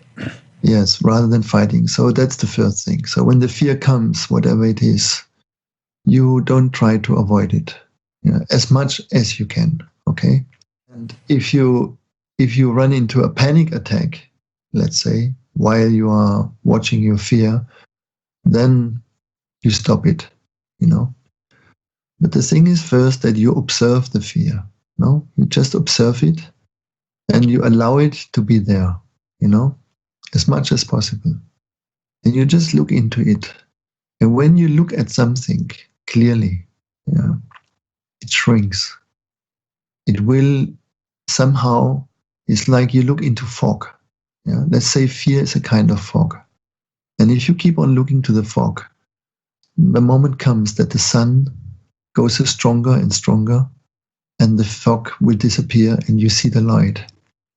And this is what happens when you come out of fear. When you go through fear, when you pass through fear, you will see light. And when you have done that process one time, and another time the fear comes, it's much easier to do the same thing. So it needs the courage to face it, yeah? To allow it to be there and to face it and to honor it. Yeah. One thing Laura said, that she had some kind of awakening and then the fear seemed to bubble up. And in my experience, talking to so many people, I've often seen that pattern. It's as if, the ego begins to be threatened because an awakening has happened, and ego maybe senses its impending demise. And there's also this saying in the Upanishads, which is certainly all fear is born of duality. And it just like breaking the sound barrier, you kind of go through this turbulence before you break through the sound barrier. I think that there's a kind of when you are about to break through duality back into unity, there's a barrier of fear that has to be kind of crossed. And a lot of people encounter that. Yeah. Of course, fear is the last barrier, What can happen to you if you are not in fears anymore? Yeah. No? So the ego will do everything to hold you in fears. And that's why you have to face it. And in all these fairy tales where the young man faces the dragon, and you think, oh my God, how can he face a dragon, Yeah. But he can. He can, and it is described, and the young child who listens to those fairy tales gets this information, that when you are standing and you face it, then you can even win over a dragon, or even over the worst fear there is. Yeah. So fear is not really existing, Fear is just something which is not. And that's why when you look at it, it will go. Yeah. Then the mind wants to create it again. Yeah. Because the mind is the servant to the ego, right? And you have to do it many times, to become stable. Yeah, you don't just solve it in one session. But once you do that, once it's clear, there is nothing to fear. Yeah. The only thing you have to fear is your own ego. Yeah. And that is also not really to fear. Yeah. So anything else, what is there to fear? Death is not there to fear because death does not exist. Yeah. So pain can be a fear. And that's why I always say the most important is the research on painkillers, on good painkillers, who do not damp our consciousness, who don't make us sleepy or dizzy. And pain shouldn't be there, But anything else, there's nothing to fear, What should we fear? President Roosevelt said the only thing we have to fear is fear itself. Yeah.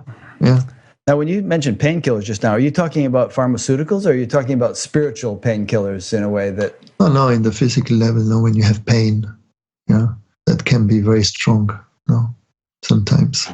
Yeah, I mean, that's a whole topic in itself, because in the United States, we have this huge epidemic of addiction to opioids. Yeah, that is terrible. Yeah, and people are being prescribed them much too generously, and being given wrong information about how addictive they are and stuff like that. Right. Yeah, that of course is terrible, but that's why I'm saying it has to be in good hands. It has to be in responsible hands. I mean, those doctors, they should be really punished. It's happening actually. The pharmaceutical companies are being sued for billions of dollars for they should be. Misleading information. Yeah. Okay, so the last two of these 7 points actually are quite interesting, and we've almost touched upon the next one, which is dying before you die. And the explanation of it is that to a Sufi, each moment could be the last. So it's important to be present in all of life and to live as if you could die in this moment, with your heart pure, your actions good, and your relationships at peace. Well, die before you die is a saying of the Prophet Muhammad, peace be upon him. And of course, it has many levels. Now, that's a very high topic. Yeah. The one you just quoted, let's say, is the lowest level on that description. No? But of course, the first thing which has to die is your own self, is the false self. No? The idea that I'm the center of creation and that the existence owes me, that everyone owes me recognition, respect, love, and so on. That all these demands, no, that we have permanently, they have to die, no. And that is a process. And when you do that process, that feels like you die, because you feel that you are the center. Yeah, you feel that you have the highest, smartest mind in the whole universe. It's not a thinking, it's not a thought, it's an existential security that it is like this. And you feel that when you step out of the house, that the world turns around you and everything is you. You are in the center, right? So this center has to go. Yeah. And that feels like death. And that's not easy. That's not from today to tomorrow. That needs practicing, and that needs also guidance. And at the end of the day of this process, we put people into seclusion. Yeah, that is like where you are going into your grave. Yeah, that is like symbolically to go in your grave, and you stay there for a minimum period of 40 days, and that's extendable. Depends on the sheikh's expertise and on his judgment then. And it can go up to years. Yeah, it happened to many sheikhs that it went up to years. These days, do many people go through that sort of thing? Well, I don't know. I don't know. I mean, your students, for instance, have you put some of your students in seclusion for a month or so? We are starting now. We are starting now with certain people to do that. Yeah. And yeah, we are starting now.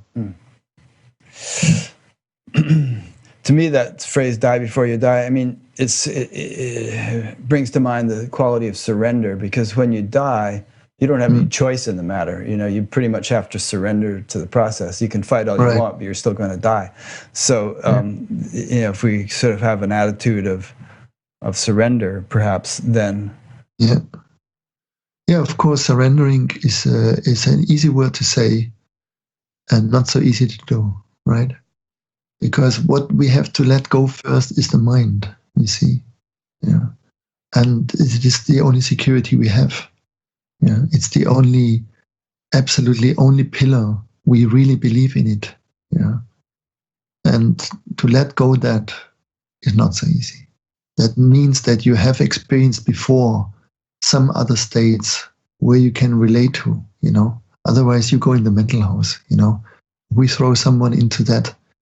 That is the path to the mental house, you know. So it needs a preparation. It needs practicing, and yeah, that's how it is. The final of these 7 points is an interesting one. It's to honor the divine feminine. And apparently Sufism has always done this. And it's an esoteric aspect of a religion that outwardly seems patriarchal. So what would you have to say about that point? I really wonder where you got those 7 points from, you know. I can send you the article. It was this article about Sufism that this fellow in England sent to me, who had he wanted me to read it before the article. So right. I'm just educating myself here about Sufism. I mean, the Prophet ﷺ was a revolutionary, was maybe the first feminist in the world, you know, yeah, in history. Yeah, there's no doubt. How so? Well, he made men equal to women, you know, as a right to be, as a voice. And he gave schooling. He said the women have the same right to study, and they can become scholars. They have the right to make their business, their professions, if they want, and so on and so on. You know, so the first universities who allowed women to study in Europe were Turkish universities, you know. Yeah, for example, Oriental universities, they were the first. And then years and years later in Europe, it was allowed that a woman could study medicine. But all that has happened long time before in the Islamic culture. And women had always a great input and a great importance, the greatest. So it is written in the Book of Love, the Holy Quran, that the paradise is under the feet of the mother. So that means many things. Or the Prophet was asked, who has the more right on your presence from anyone? And he said, the mother. And then they said, and then? He said, the mother. And then the mother again. And then the father. So 3 times the mother, So the mother is everything, And the love to women, the celebration to femininity, to the grace of women, to respect women is a pillar, absolutely pillar. How did it get so turned around so that these days, they don't let the young women study in Afghanistan and stuff like that? I mean, it seems like the whole thing got distorted.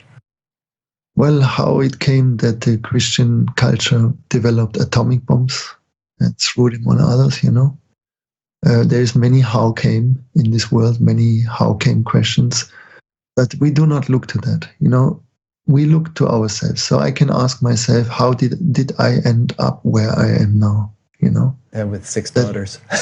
Yeah, for example. Yeah. So we stay with ourselves. Yeah.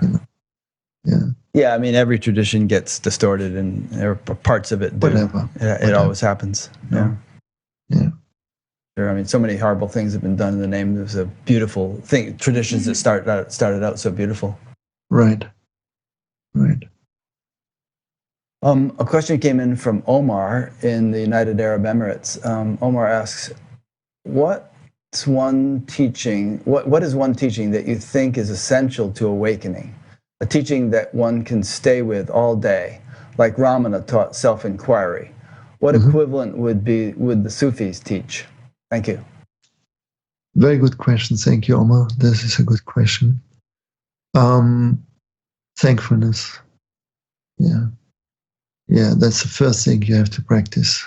To say thank you, thank you, thank you, thank you, thank you, thank you, day and night.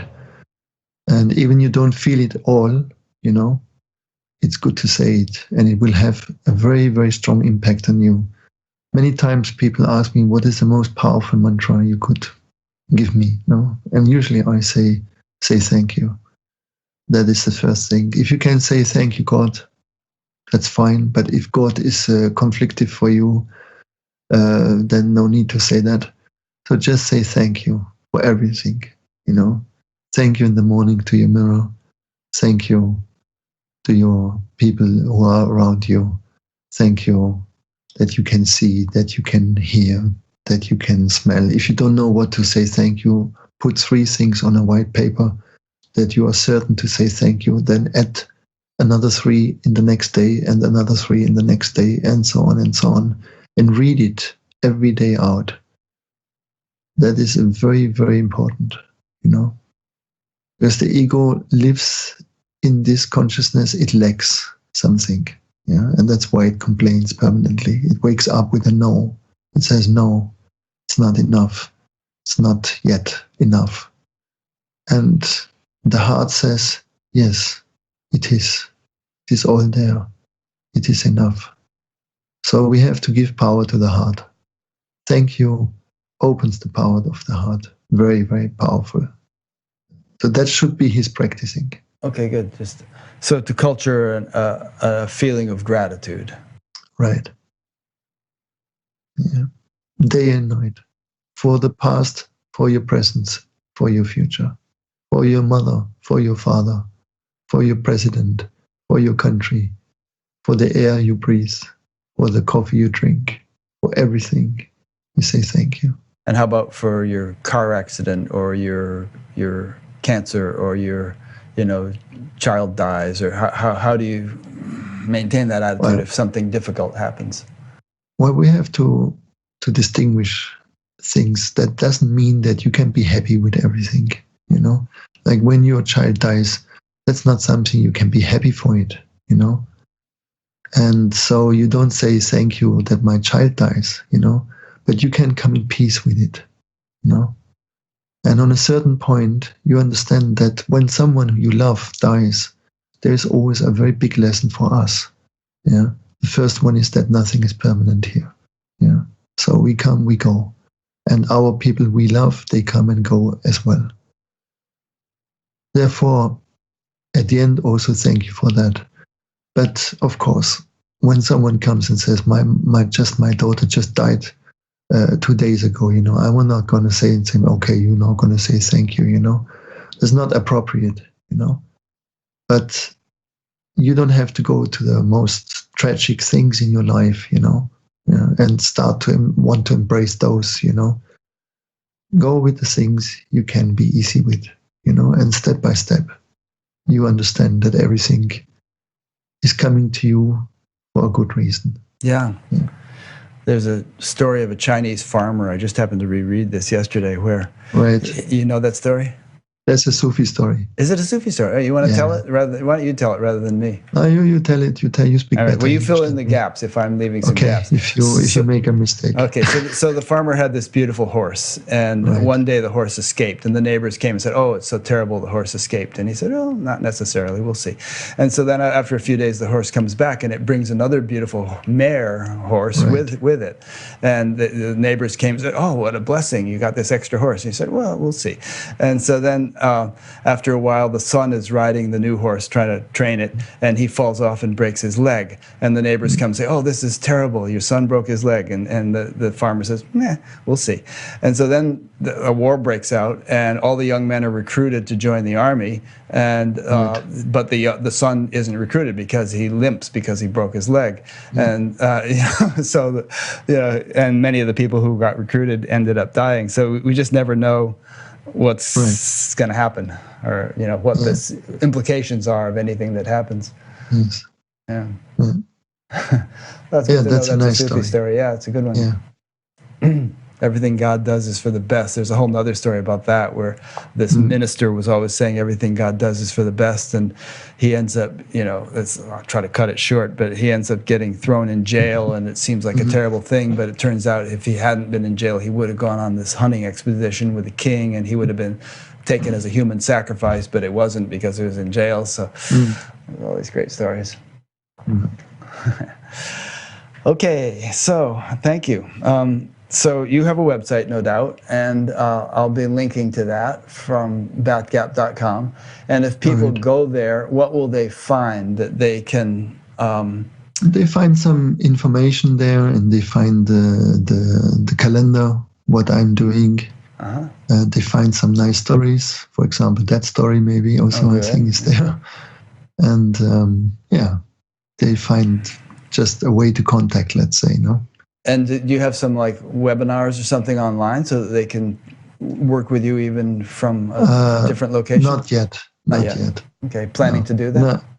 Well, yeah, I'm pretty old school here.